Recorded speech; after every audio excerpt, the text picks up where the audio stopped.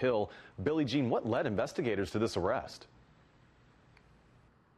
Yeah, Fred, we spoke to a lead investigator on this case, and he tells me it was a tip from the community that led to opening this investigation. Jimmy Gaston was booked into the detention center early this morning. He's facing several charges, and if convicted, he could spend the rest of his life behind bars.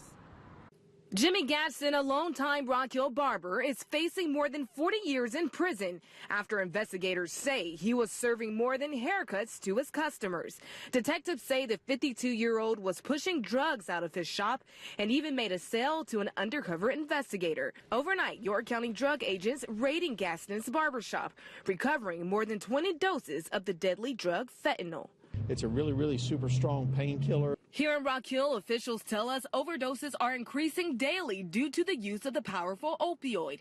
And in neighboring Lancaster County, the coroner says it's the reason she's seen a 400% spike in overdose deaths just this year. Once we have one addict that dies, all their friends hear about it. They actually go seek that dealer, and then 2 or 3 days, we may have 2 or 3 overdeaths back to back. Back in Rock Hill near Gaston's barbershop, the community hoping this arrest will put an end to the death sentencing drug.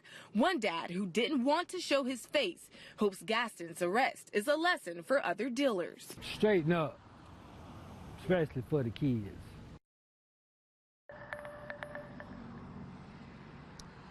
And speaking of kids, Gaston is facing charges for allegedly dealing these drugs less than a mile away from a nearby park. Officials say they were concerned about that because the fentanyl that was allegedly coming out of this Rock Hill barbershop looks similar to candy, and it could have ended up in the hands of an innocent child. Reporting live in downtown Rock Hill, Billie Jean Shaw, NBC Charlotte. Billie Jean.